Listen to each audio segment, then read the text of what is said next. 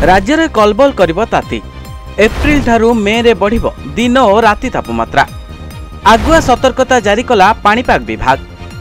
अंशुघातर आशंका ने रही सूचना। एप्रिल आरंभरू राज्य में ग्रीष्म प्रभाव देखा मिलुछि। एबे दिन बेला घर बाहर मुस्किल हो पड़िलानी। सकाल 8टा समय असह्य गुड़ीगुड़ी सांगकु गरम जलवायुर प्रभाव में हंतसंत होउचंती साधारण लोके। एने एबे राज्य में तातीर तापमात्रा बढ़िबो बोली आगुआ सतर्कता जारी करिछि पाणीपाग विभाग। पाणीपाग विभाग सूचना अनुसार एप्रिल ठारू अधिक कलबल करिबो मे मास एवं एही मासरे घर बाहरिबा एक प्रकार असंभव होई पड़िबो।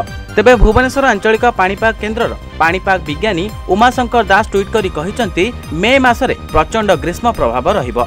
मे मासरे प्रचंड ग्रीष्म प्रभाव रहिबो एवं सब वर्ष अपेक्षा चलित वर्ष मे मासरे तातीर प्रभाव अधिक हेबो। एनै पाणीपाग विभाग चलित मास शेष सुधा विवरणी जारी करिबो।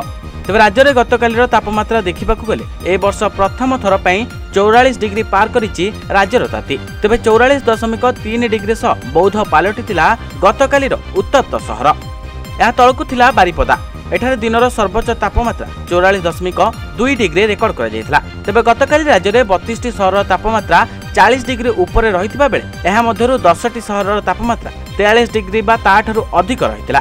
तेबे आश्वस्तिकर खबर हेउची आगामी 21 और 22 तारिख में राज्य में काल बैशाखीर प्रभाव थिबारु तातीरु आश्वस्ति मिलिबो एवं दिन बेलार तापमात्रा 2 ରୁ 3 डिग्री ह्रास पाइबो। तेबे पुणी 25 तारिख पर तापमात्रा बढ़िबा ने सूचना दैछि पाणीपाग विभाग। Bureau report news 95 Odia. देश विदेश कोण अनुकोण टेक्निक खबर देखंतु आम सह यूट्यूब फेसबुक और इंस्टाग्राम रे आमको देखंतु लाइक शेयर और सब्सक्राइब करने को आद्य भूलंतुनी।